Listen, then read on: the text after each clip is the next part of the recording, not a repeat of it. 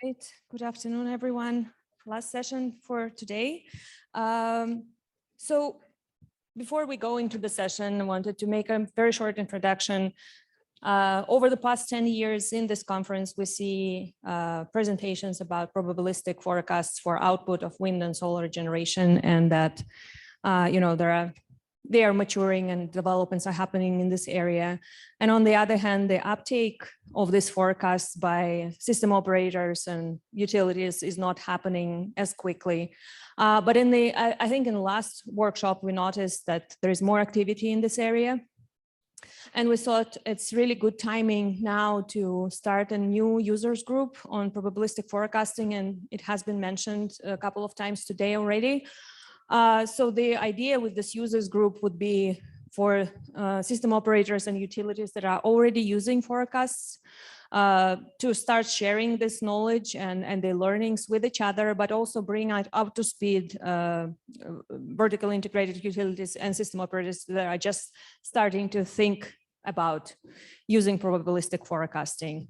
And so we started this users group and we had the first meeting on Monday, and this panel here is a subset of system operators and utilities that participated. And we asked them to give an overview of how they're using probabilistic forecasting today or how they plan to be using it in the near future. And so the first presenter here today is Andrew Ackman, and you've seen him here before. He is data science principal for operations forecasting at AIMO. Andrew, go ahead.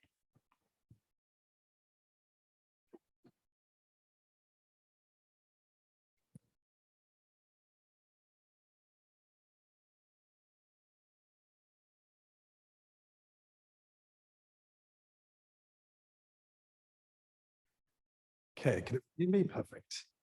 All right, so hi everyone, I'm Andrew Ackman from the Australian Energy Market Operator. And I'm going to be talking about embracing uncertainty in operational forecasting. So yeah, talk about embracing uncertainty in operational forecasting. I'll give a brief overview of what the team does, talk about the evolving landscape of ops forecasting, and I will give an example of how we've actually implemented a probabilistic approach in the market in regards to the uncertainty of reserves. And the theme that I'll be kind of focusing on is where we've been, where we're at, and where we are going. So operational forecasting at AIMO. So we are the energy market operator and system operator for the entire country. And the role of operational forecasting is really to look at forecasting in the very short to near term horizon. So that's everything from the 5-minute ahead dispatch interval out to like a 7-day outlook. The key things that we're interested in are demand or load forecasting, as well as, demand and load forecasting, as well as intermittent sources of generation, such as wind, solar farms, as well as behind the meter rooftop solar. So where we've used to be is we were in this position in which the grid was in this very stable state. It wasn't that it was simple or easy to forecast and manage, but there was a lot of control on it. Where we are now is that with the highly diverse mix of renewables entering the grid, really high adoption of behind the meter solar, there is this coupling of uncertainty and variability coming from the meteorological side that is penetrating all these aspects of forecasting in an operational sense. So our control, our scope of control over the uncertainty and variability is really tilting, but we are very much, it's wobbly, but we're very much still on it. Where we don't want to go is into this future state in which we kind of lose control of this uncertainty. The main way that we're looking at seeing that is by implementing more probabilistic forecasting approaches. One such example of some of the uncertainty that's coming out in our load profile is the infamous duck curve. You can see year on year as more and more behind the meter goes. This is from 2010 to 2022. So this is a 12-year round, and that trough is just getting lower and lower and lower. So it's becoming more and more operationally critical to figure out how we can actually manage the risks associated with these challenges. So a probabilistic approach to forecasting uncertainty in reserves. So the way that we used to really manage reserves is we used to look at the largest or the two largest generators that were supplying a grid and just say, hey, if these guys kill over, let's just make sure that we have enough reserve to fit them. It was a really static approach, and it didn't really reflect that under different conditions, there are actually different under different conditions, there are different factors of uncertainty that can be factored in to actually dynamically set the reserves. So for example, if you're looking at your conditions at 3 p.m. versus 3 a.m., it's going to be a lot more certain at in the morning versus during the day. A very hot day versus a very mild day versus a very cold day are going to have very, very different profiles. So where we've actually shifted to kind of address this dynamically evolving reserves is in what we call our FUM, or our forecast uncertainty measure. The way that it works, in essence, is we simply take a machine learning model or an AI model, and we set a whole bunch of different training data based on the conditions, and we try to forecast it on a probabilistic distribution of where the errors or our forecast errors of load are going to land. So we can fine tune exactly what our conditions are going to be forecasted in and look at what the probabilistic distribution of our errors could be.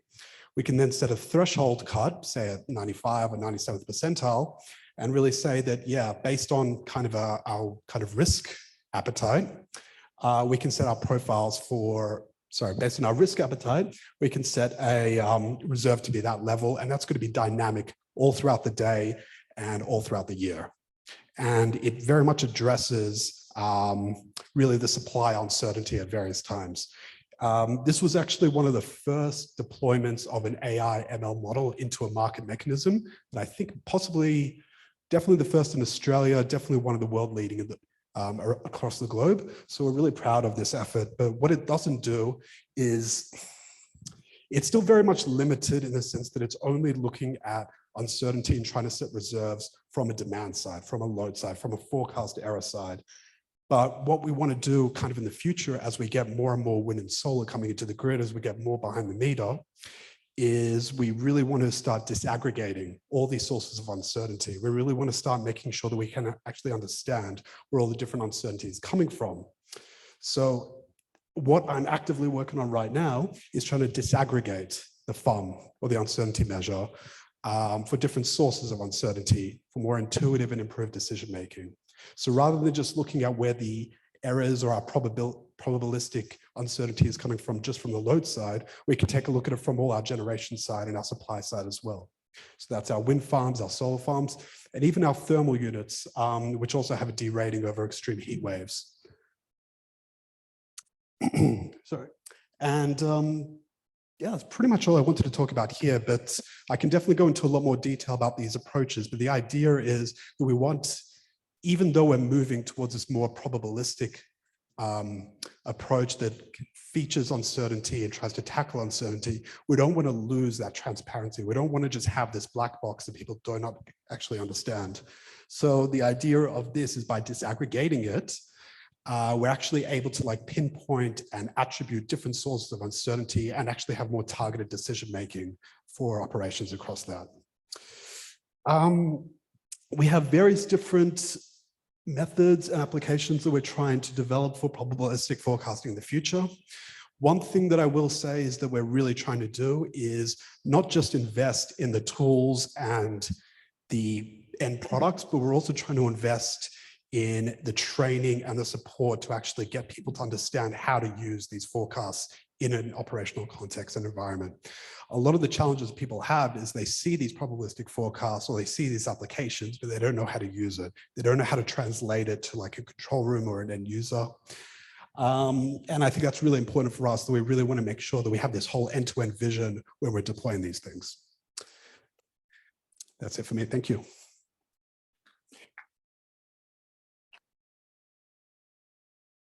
Great. Thank you, Andrea. So the next presentation is from Amber Motley from California ISO, where she is a director of short-term forecasting.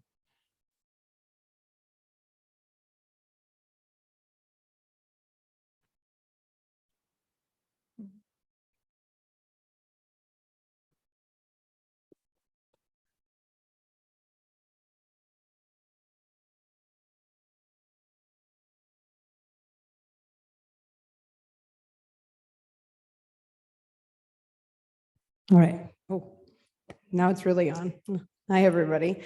So I have a few slides. You guys can look at them after I go through the presentation, but we have about 5 to 10 minutes to go through some really good stuff. I did want to put a special thank you out to Hong and Tobiah from the forecasting team.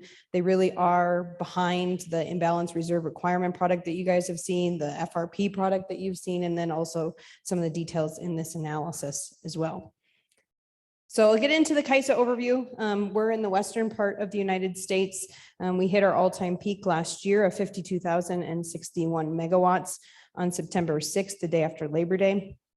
But we do cover the BAA operations for 80% of California, and then the Western energy imbalance market throughout the Western United States. With that, this solar peak is now old because we hit one yesterday. So we're over 15,000 megawatts of solar peaking on the system right now, and about 6,500 megawatts of wind peaks on the system. There's about 7,000 megawatts installed. There are 3 uncertainty products that we have that are using probabilistic forecasts in nature: imbalance requirements, FRP requirements, and regulation requirements. Today, I'm really going to talk about the imbalance requirements and then also how that's been used and will be used in what we call the RUC net short, which is a tool that the operators have to help adjust for uncertainty after the day-ahead market runs. I'm going to skip a couple slides and talk a little bit about what was happening last year when we went through the heat wave. We've been using an additive approach of uncertainty information. So we have probabilistic forecast confidence bands for demand, solar, as well as wind. We have multiple wind providers that are coming into the system to help inform what either the forecasting recommended number is, or if we want to go all the way to the lower bands of the forecasts that are out there based on the situations that we see on the meteorological condition side. That was used. So when we get to certain loads, and certain variability conditions, the operators will use the upper confidence band in combination with the recommended number from the forecasting team for solar and wind. So we will say, maybe we had 2,000 megawatts of uncertainty in load, 2,000 megawatts of uncertainty in renewables. The 4,000 megawatts of uncertainty would be put into what we call the RUC, the reliability unit commitment process. One of the things that we analyzed after the September event, Monday morning quarterbacking is always a thing in forecasting, is the picture on the left is the RUC requirement that was utilized for September 5th, 6th, 7th, and 8th, the boxes that you can see. Overall, each one of those blue boxes, kind of like Andrew presented, is a component of the uncertainty that was observed for load, solar, wind, and then something we call solar movement. So the day-ahead market optimizes at an hourly average. Solar can move around, and we have to balance to a 4-second movement. So we capture the movement that's going to be needed between the hourly granularity and the 5-minute granularity that the market's optimizing in its last market run. On the far right side, you see the realized uncertainty that's observed. So this is looking at the day-ahead forecast versus the last market run that was optimized before we went into actual. A load is represented in red, green is represented in solar, and blue is represented for wind. And this is the uncertainty that we saw between the forecast in the day-ahead market versus what showed up in the last market run, which we call RTD binding. And you can see that overall, the additive approach was giving you too much requirement or uncertainty requirement, because it really is important to look at the net load optimization of the whole picture. You can see that sometimes load will end up counteracting the uncertainty that happens on the renewable side, or vice versa. So with that, we had coming imbalance requirement reserves. That is something that we just got DAME approval for. James talked about it a little bit earlier this morning.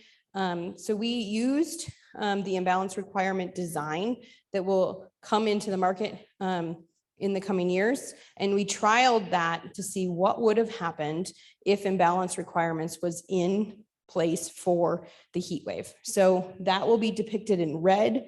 the mosaic methodology, and then there's two other methodologies, a different percentiles, same method, 97.5 net load histogram and 99% net load histogram that we trialed as well. Also in this, we've trialed many different configurations, we call them. I won't go into all of these words, but I will point out the importance. The data that you have in the historics of whatever methodology you want to use is really critical, because if your historical data doesn't capture the forecasted element that you're going into, the model itself is going to have a really hard time trying to figure out what uncertainty will exist in the system. So we find that as forecasters, we like a lot of data. Our IT group likes us a lot.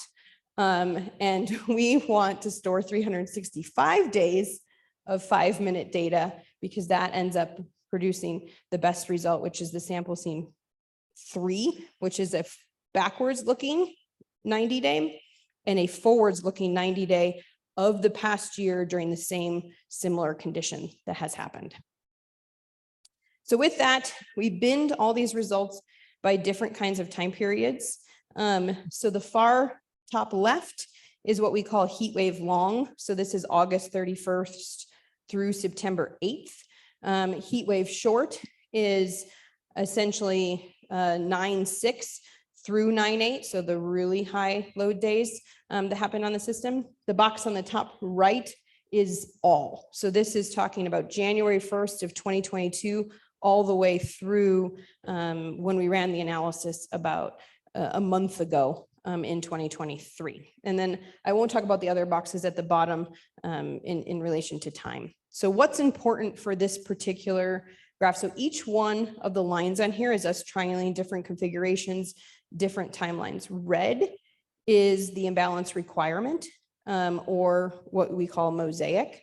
The green is the histogram at the 97.5 percentile.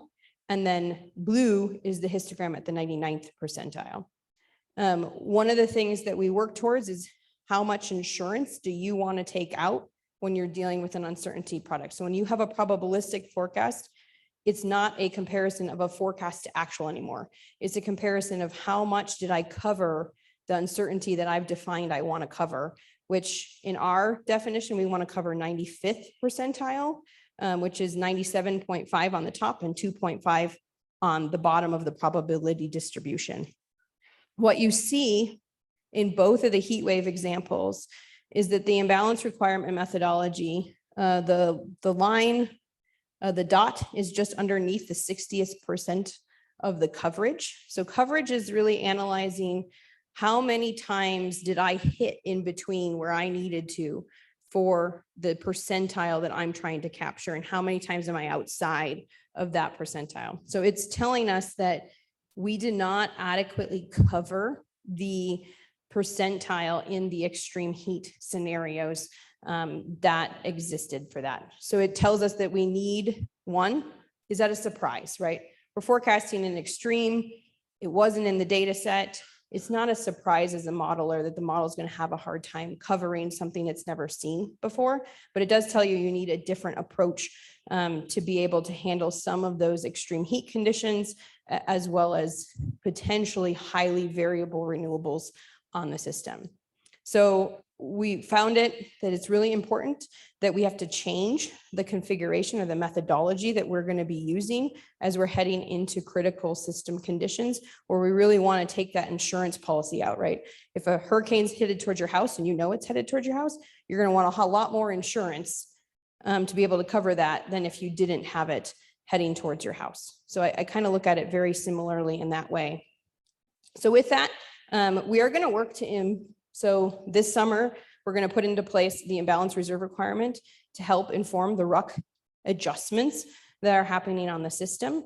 But in addition to that, we are going to use the 97.5 histogram results and the 99th percentile histogram results during weather extremes. So this is where we see system conditions being stressed. When you look at supply versus forecasted load, we're going to take that extra insurance policy out to get us to the coverage that we have always wanting to be covered. So you are covered at 60%. So taking it out is not going to get us to a 99th percent coverage. It's going to help get us back up to the 95th percentile that we wanted to cover at the original. I know that was a lot of information, so I look forward to the panel discussion as well. Thank you, Amber. Yeah, and I think each one of these presentations is a lot of information. The idea was to give an overview how each of the areas are using probabilistic forecasting today or planning on using it in the near future. So the next presenter is Jason Howard, and he's a Director of Operations Risk Management at MISO.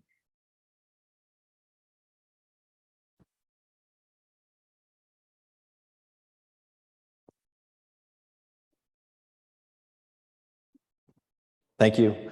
Good afternoon, Jason Howard, Director of Operations Risk Management.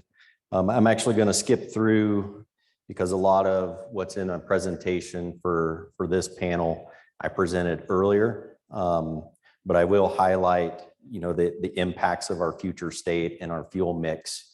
But really what I wanted to concentrate on is what I talked about earlier and MISO moving to more dynamic reserve requirements and the use of probabilistic forecasting. So what I wanted to talk about of the project and the planning that we have for our future operations is really around this model. So utilizing probabilistic inputs into an application, an all-inclusive application that provides us visualizations, scenarios based on those inputs, and then an aggregate uncertainty that actually derives the requirements for our various reserves in our market. And then ultimately in an automated fashion that feeds our various operational tools in real time. So things that we're looking at, obviously we're hearing a lot today around load, wind, solar, things that we have to deal with today and continue to expect to deal with in the next 10 years is generation availability. As I mentioned earlier with Winter Storm Elliott, actually seeing a net uncertainty over 20 gigawatts. So a lot of that was from our dispatchable generation fleet, in extreme cold conditions. So that's a variable that we have to look at. Fuel supply has become important. During winter, gas pipelines, there can be restrictions and fuel deliverability issues. And we also seen that from our coal generation fleet, with supply chain issues, not being able to get coal supply to actually be able to dispatch, and around generation availability as well is, we're seeing more and more environmental impacts. So, those are things that we have to deal with. I also mentioned earlier our net scheduled interchange. That's an important aspect when we do system planning because we are a net importer. So being able to predict and plan the system for the amount of imports that we'll receive on the system, there's a lot of variability in what we receive. So that's an important and key variable in these inputs. And then lastly, we mentioned, I mentioned yesterday in our users group that we haven't talked a whole lot about is around transmission congestion. So in MISO, especially in our north central region, with the amount of wind generation that's solely located in our north central region, 30 gigs of wind, congestion is an important factor. So, we have 30 gigs of installed capacity from wind, but our peak wind output is a tick over 22 gigawatts. So the wind has blown on days that would allow us to actually output more, but we can't deliver it. So when we're doing system planning, again, this aspect and reverting back to that pie chart of the resource mix that we'll have by 2030. So if you follow MISO's market, one of the recent things that we've done and our board and seeking for approval is around the transmission build out. But the plans for that transmission build out, we expect to see benefits of that in 10 years. So by 2030, we're going to have upwards of 50 gigs of renewable generation in the same transmission system to try to manage reliability in the most efficient manner. So, excuse me. So as we move through that, again, I just wanted to paint a picture, a pictorial. I think this resource group, this venue here has been extremely helpful. This is something that MISO is in early stages. So as we look for various inputs and feedback, I would say to this point, we've already learned a lot, taking input from doing the automation up front. I think I've heard a couple times today around the aspect of how you operate the system of the future. I've heard it from the aspect from the transmission side, and even our last panel from the distribution side. It's very difficult to envision actual operators managing, complexity of this nature. So building the automation that allows those decisions to be made very rapidly to maintain reliability of the system. So that's what I wanted to cover today. So thank you for your time this afternoon.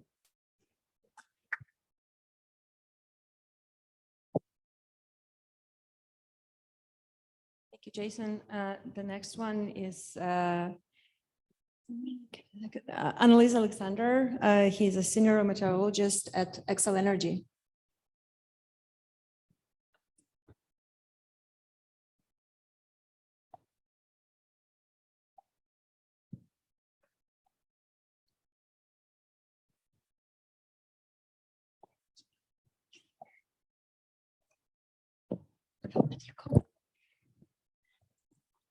Mike.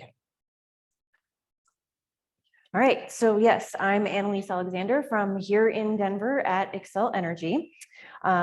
So some of you, Keith Parks spoke in the very first session this morning and gave an overview about our overall system, and then Public Service Company of Colorado, PSCO here specifically. And then Chairman Blank was in the most recent session and was talking about our balancing authority area, and referenced it's about a 9,000 megawatt system. My example I'm going to give here is about our subset. So not our balancing authority, but our part of the state that are our electricity customers. It's a little bit smaller. So on the hottest day, about 7,000 megawatt max load system. Out of that, we've got about 4,100 megawatts of nameplate wind. Big asterisks on the next part, 700 megawatts of solar. That's as of the beginning of this month.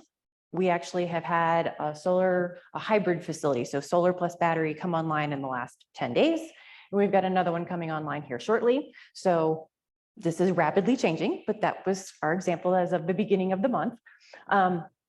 So the other part is, Keith mentioned this morning, PSCO has joined a real-time energy imbalance market. So that's been a help. He was pointing out all of the benefits that we're seeing thus far with that. However, we're not in a day ahead market yet. So we still have some responsibilities that we have to do because we're not in a day ahead market. So the meteorology team, some of our deliverables, we're doing temperature, weather forecasts, but we're also doing the load forecasts, the wind generation, and the solar generation forecasts. So looking at this is, okay, what kind of errors? And some people have already talked about, every single one of these forecasts can have an error on it. Out of these different components, the wind forecast error tends to be our largest at this point, and we're a wind dominated system. So that's to us, that's our biggest deal. Thermal capacity. So we've already started this transition. We're retiring coal units. So we've got about 6,700 megawatts of thermal capacity. Of that, about 1,600 is coal. So these are the stuff that takes longer to turn off, to turn on, to turn around, longer decision type periods of time here. We have to solve our own unit commitments. Like I said, we're not in a day ahead market. That's up to us to solve. We're not completely an island, but we're close. There's not a whole lot of transmission in and out of our area. So we can't depend on our neighbors for help as much as some others can. So we have that constraint. So since this whole topic is, hey, how do you use some probabilistic forecasts? We had an example here where we said, all right, you know what? Let's try something low-hanging fruit. We're going to try using a P90 wind forecast and use that compared to our P50, our most likely wind forecast, when we're looking out beyond 24 hours and see what kind of decisions, what would that shape as far as turning off some of these longer turnaround time facilities. So our current process, we take our deterministic wind load solar forecasts. We take other information, so it could be transmission constraints, units, what's on, what's off, what has an outage, what's doing maintenance, all of those kinds of things, fuel prices, tons and tons of inputs. Put all of that into a product called GenTrader, and it is optimizing over the next 6 days and saying, this is what is the most economic solution of what you should run. These are the plants that you should run to make up what is our net load, if you will. So it's what's our demand minus the wind generation we're expecting, minus the solar generation we're expecting, whatever's left, we got to make up with the thermal generation. So this is our typical process. So basically, how do we use a probabilistic? We said, you know what? We're wind dominated. Wind is our biggest source of error. Let's try putting in this P90 forecast. So given our wind forecast, 90% of the time, we should have at least this much wind. Let's stick that lower wind forecast in here and see what result we get. So everything else stays the same. Your load's the same, your solar's the same. All your constraints are exactly the same. We're just saying, let's put in this other wind forecast, run the model again. And this model takes 10 or 15 minutes to solve each time we run it. So we've got that constraint too. We can't just run tons and tons, as it takes some time to solve, and you've got some time constraints in making these decisions. So then taking that and going, okay, based on this, can we really turn off this unit? Hopefully, yes. Do we need to see, okay, could you guys shorten your time? Could you turn around a little bit faster? Any of that? To use this and really try and come up with that decision and go, okay, yes, we really feel comfortable. You can be turned off for the next couple of days. Great, we're good. That's what we're doing. Thank you.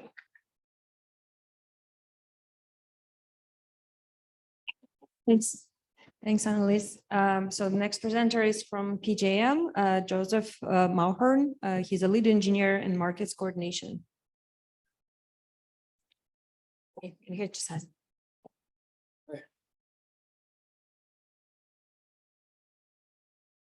Okay, how's that?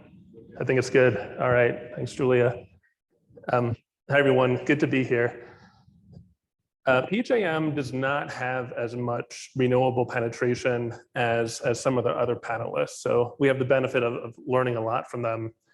Now, that said, there is one area where we have taken, where we have entered probabilistic forecasting as a use case, and that has to do with the way that we dispatch long lead generators. These are units that require 24 hours notice to turn on. And historically, we've done this using a tool where there's all kinds of inputs, including the load forecast, the reserves, generator outages, and the solar and wind forecasts were not accounted for explicitly. And part of this is by design, that this tool is really focused around the most extreme events. It's used only a handful of times a year. So it's not including any input from renewables, kind of makes sense. But eventually we got to a tipping point where right now we have about 5,000 megawatts of solar and 10,000 megawatts of wind generation. And it got to the point where we could count on having some renewable generation output even a few days out. So that led to kind of a conundrum of how do we incorporate the renewable forecast into this long lead generator dispatching process while taking into account that there's also a very real chance that the forecast could be incorrect and it could over forecast, and we need more thermal generators. So the approach that we took as a solution is to use a 99th percentile probabilistic forecast. So that might sound like a very high number, but again, this is really focused around extreme events.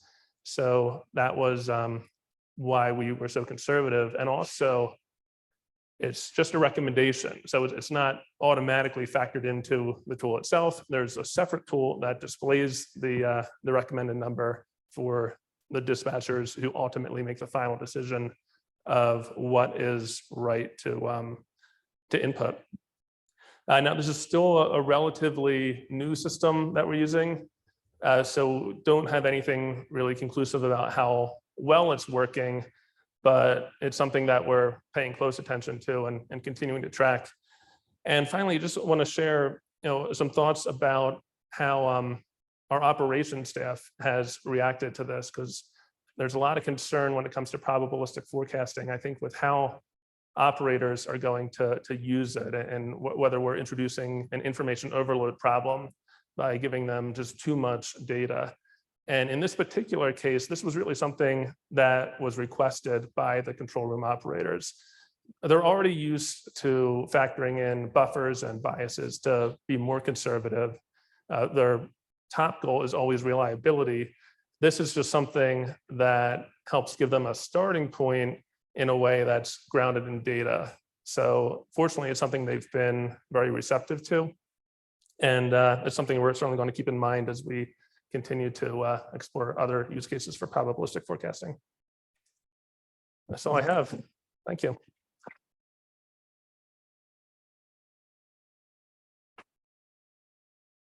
Thank you, Joe. So the next presenter is Nitika Mago. He's a manager of balancing in operations planning at ERCOT.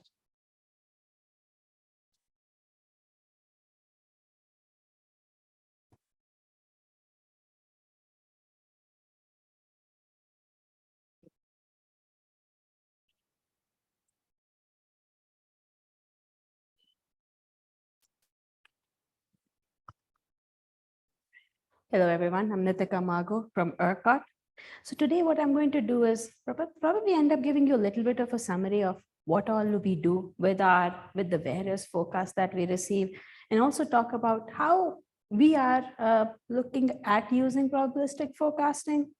Now, you probably have seen this in the past. ERCOT is essentially the third interconnection within the North American region. We represent a good chunk of the state of Texas.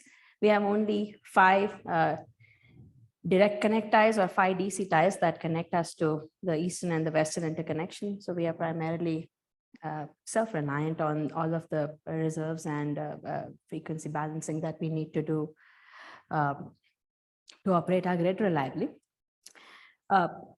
Very short overview of our energy markets. We have a 5-minute energy only market. We have a voluntary day ahead market. We procure our ancillary services today in the day ahead market, which is the one that co-optimizes energy with AS. Ryan mentioned this earlier. We are in the process of moving to getting a real-time co-optimized system for procuring AS and energy, deploying energy in real time, but that's a few years away at this point. We have, at this point, 4 ancillary service products within our fleet of tools that the control room has available.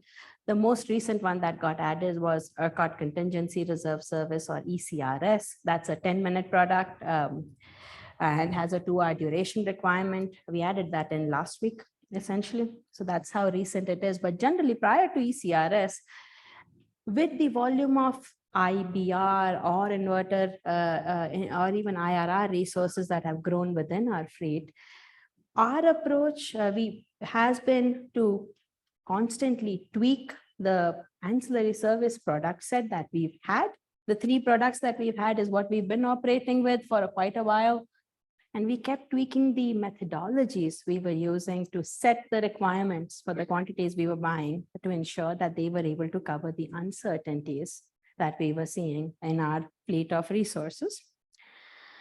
Today, this is the graphic that shares how much wind and solar we have within our footprint: 37,700 megawatts of installed wind, 15,000 megawatts of installed solar, and this is end of February. So the numbers are likely still higher today, if you look at them. Our ongoing challenge continues to be that our wind and solar rich regions are far away from where our load centers are. So transmission of that energy over those lines is certainly a ongoing challenge for us.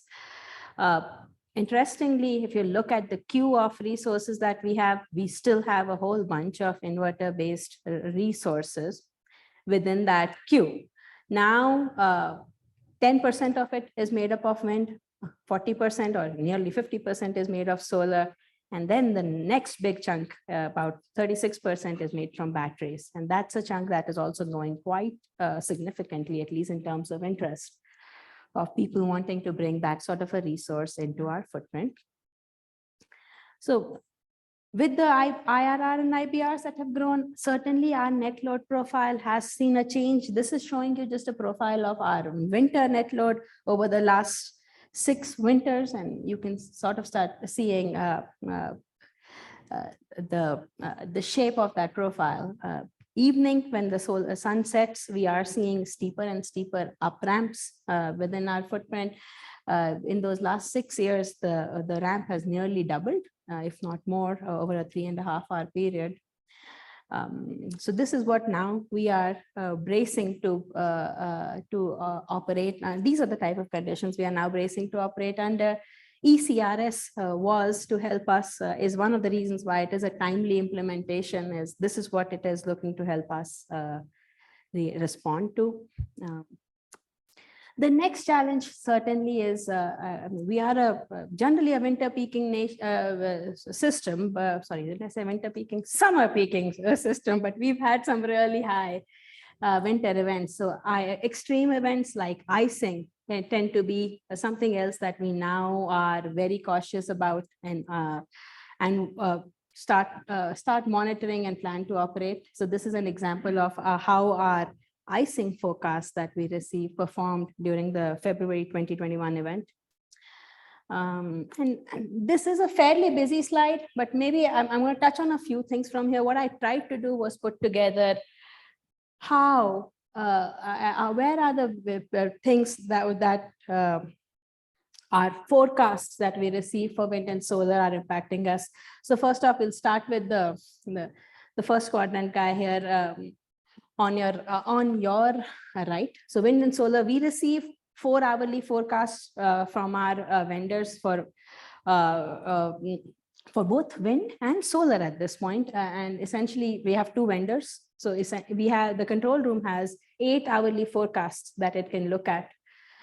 2 of the forecasts have a probability of exceedance P50 and P80, and the other 2 are extreme weather.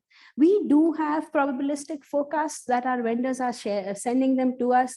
I will note, I say to me, we don't use these in a meaningful way, and that really means today we've not put a quantitative application around using the probabilistic forecasts.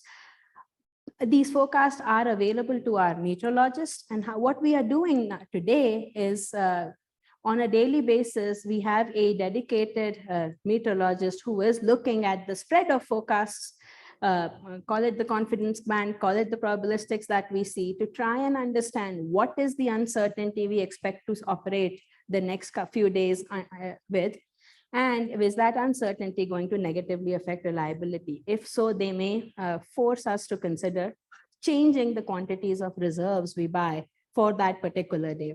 So that's one way we've been looking at the variety of probabilistic forecasts that we receive. I'll touch upon it in the next slide. What we do want to do is take those forecasts and convert them into a more quantitative assessment. We have an existing tool, and I'll talk about what we want to do with that tool in a minute. On our ancillary service side, both the 10-minute reserve and the 30-minute reserve that we have, we set its quantities based off of the historic net load forecast errors that we have seen for those hours in those months. And essentially what we end up doing is we buy up to a 98th percentile of coverage, especially in hours where we expect to see up ramps. So that's how our AS methodology stands today. Our unit commitment studies make use of the selected forecast. So if through the meteorologist help that the control room has made a selection change in their forecast to make the forecast more conservative, those forecasts will go into the unit commitment studies that we run to ensure we have sufficient dispatchable resources. And then lastly, like I said, did want to share at least quantitatively how we want to make use of probabilistic forecast. A while back, we had created this tool for our control room, which helps them assess if they have sufficient supply to cover the demand and reserves that are needed over the next 12 to 18-hour horizon. And in here, we gave them the flexibility of running what-if assessments by adding an uncertainty factor to the available wind as this example shows. So essentially, instead of counting on 15,000 megawatts of wind being available, what happens if only 12,000 is available? Is your objective function still met? Are you still comfortable, or do you need to go and start thinking about bringing on a different unit to operate, were that uncertainty to mature? So this is the place where what we do want to do is give them the flexibility of not just looking at historic uncertainty, but actually look at those probabilistic forecasts and say, look, here's the spread of how your forecast for these hours could pan out. And in those hours, here's how your objectives change. Here's how your committed margin changes, and use those to start gauging if we need to operate differently.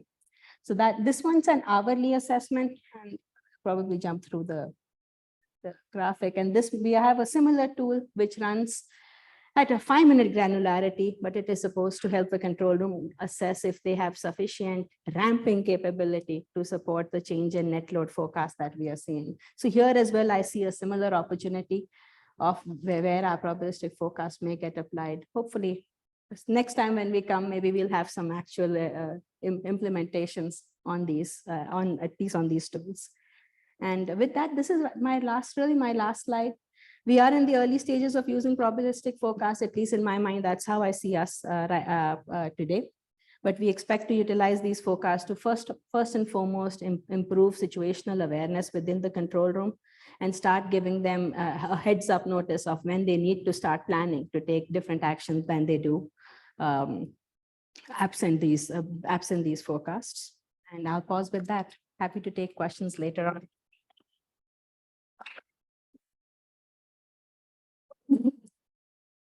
Thanks, Nitika. The next presentation is from John Black, Manager of Load Forecasting at ISO New England.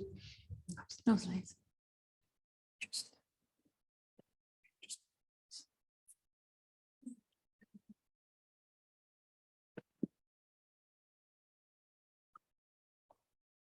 Yeah, so I do not have slides, but I do have some notes. All it says here is Embassy Suites by Hilton. Little end of the day humor. It's been a long, overstimulating day. So no, for real, John Black, ISO New England, we are the northeasternmost ISO RTO of continental US.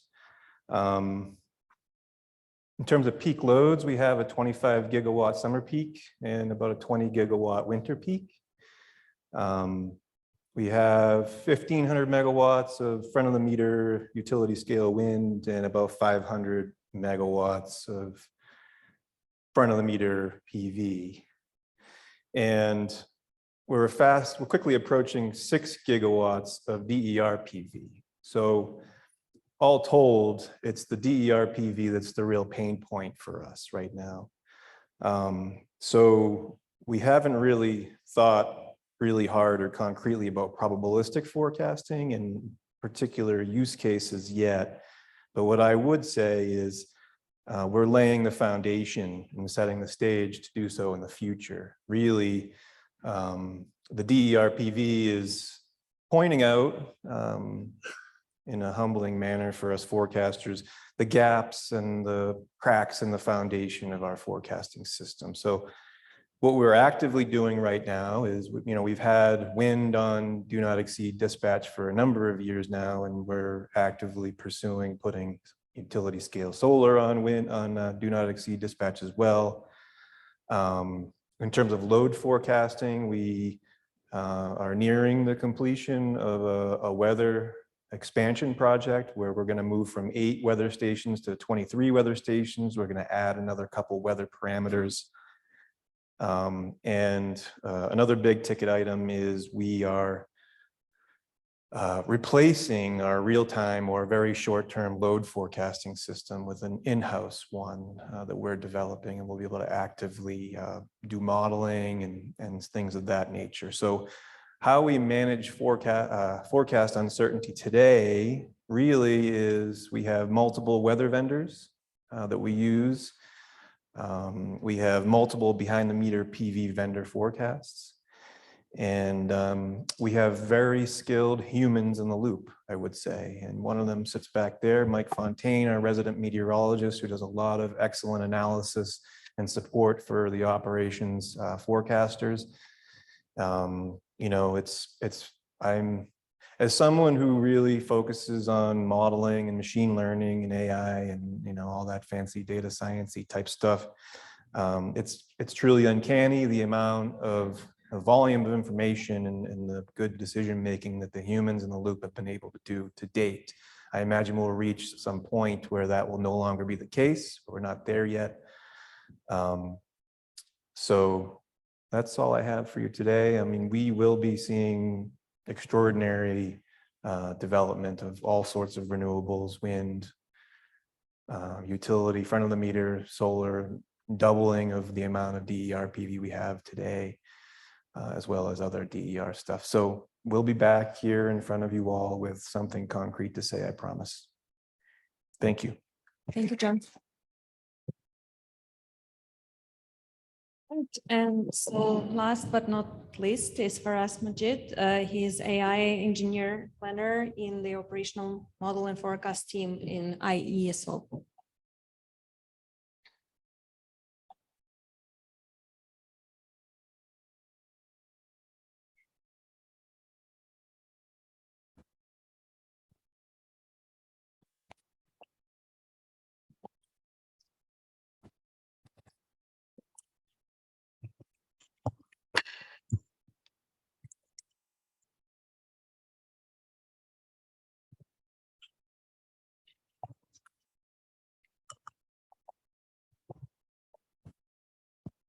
Hello, everyone. Can you hear me okay?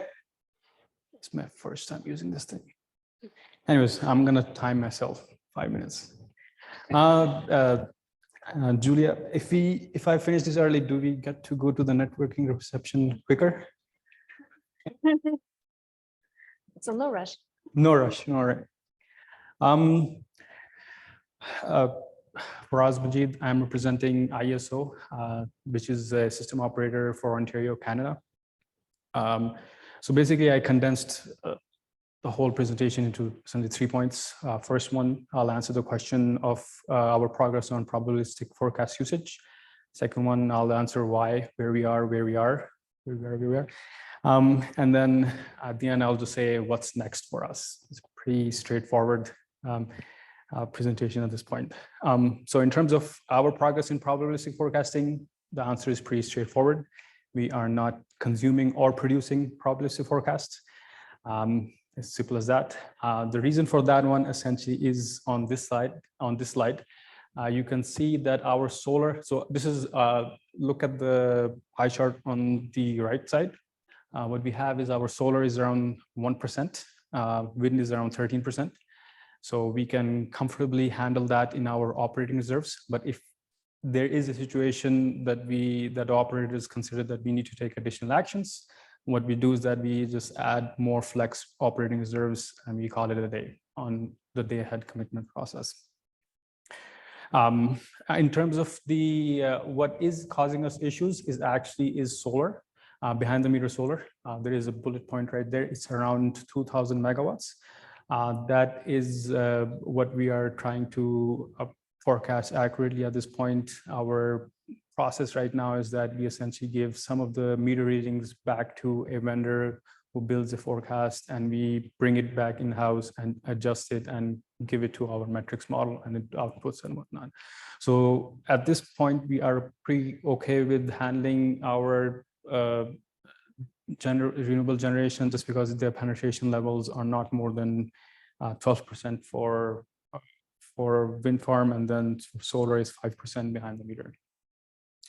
Having said that, Okay, so skip here. In terms of what's next for us, the planning, what we are planning to, what we would probably use it as is for manual adjustments. As I think a lot of the other people said, is that you cannot really, that's not my time, is it? But never mind. Okay. What we are planning to do is that we're not planning to put probabilistic forecast in front of control room operators, because that's not going to happen. So what's going to happen is that we are going to be using probabilistic forecast for day ahead manual adjustments. So that's one use case that we're looking into. And then we're also looking into transmission congestions and then outage management as well. And this would be particularly driven by extreme weather events. So we probably would not be looking at on a day-to-day basis. If we see a cold snap or a heat wave coming in, that's when we would pick it up and say, okay, let's go with P90 and all that stuff. But currently we just go with the deterministic best case scenario. And with that, we do receive probabilistic forecast from our weather vendor and our embedded generation, but we are currently just using that for control, situational awareness for control rooms if they need be. Otherwise, most of the manual adjustments that happen are for real-time basis. And with that, I would end 4 minutes. Yes. Thank you. Thank you.